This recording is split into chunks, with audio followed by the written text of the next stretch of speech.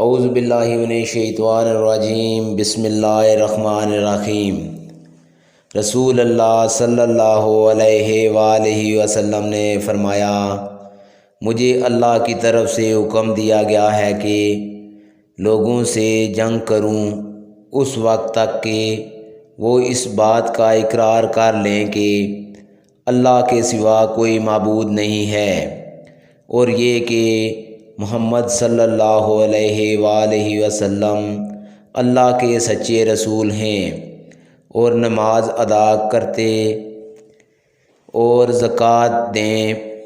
جس وقت وہ یہ کرنے لگیں گے تو مجھ سے اپنے جان و مال کو محفوظ کر لیں گے، سوائے اسلام کے حق کے۔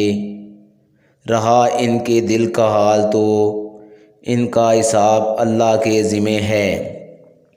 صحیح بخاری حدیث نمبر 25۔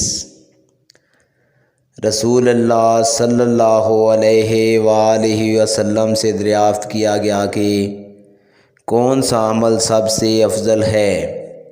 آپ نے فرمایا، اللہ اور اس کے رسول پر ایمان لانا۔ کہا گیا، اس کے بعد کون سا؟